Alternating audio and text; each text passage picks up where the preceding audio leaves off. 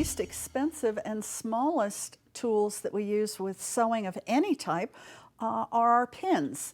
And amazingly, if you go out and Google pins, I have a favorite supplier that I like to use, and I went to their site and typed in straight pins and was shocked to see that there was page after page after page of pins that you could buy. There were dressmaker pins, bridal pins, tailoring pins, and on and on and on. I never realized just how specific pins could be. So today I'd like to show you 3 pins that I use quite a bit and that you may want to consider with your sewing. The first pin is called the multi-use or ball-headed pin. As you can see, it's got a little round ball at the top. These are a very inexpensive pin. They're available at any sewing supply type store. As you can see, they're a moderate length shaft. The shaft is fairly thick, and the point, the tip on it, is a little bit on the blunt side. So you may experience little runs or pulls in your fabric when you're using these type of pins.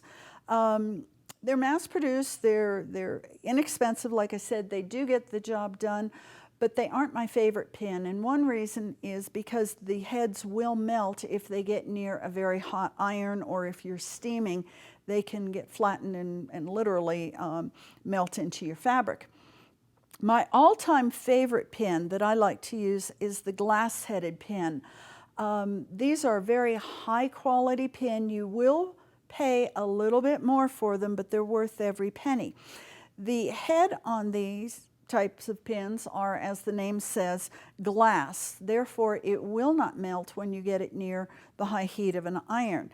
The heads are also more firmly secured to the pin so they don't pop off. There's a lot of times these heads will just pop off, but you won't experience that problem with your glass-headed pin. And probably most important is that they come in different lengths, so you can get them in a longer length, and they have an extremely fine point, so they will just slip into your fabric very, very easily. Quilters in particular will like these pins because they are very fine, and we need to match seams, and it's very easy to get that, literally, if you'll pardon the pun, pinpoint accuracy to match our seams and hold our pieces right where we need for when we get ready to stitch.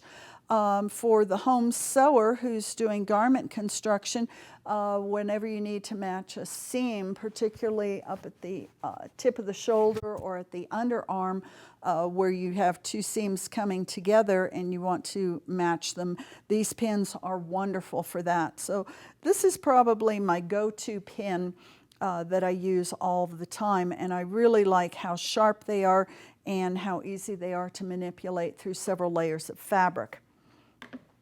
The final pin I'd like to show you today is the Clover head or flower-headed pin.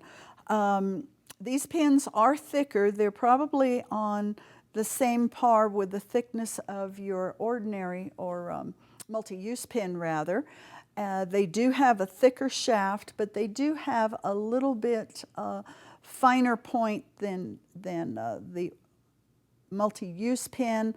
Not quite as fine as the glass-headed pin, so it would be in between those two, and they do come in longer lengths.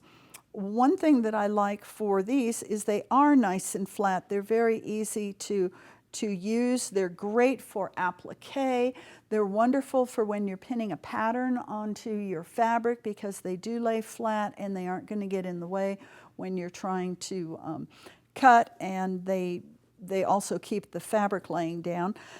Quilters will like them if they're doing particularly the kaleidoscope quilts where we need to point to one direction over the other.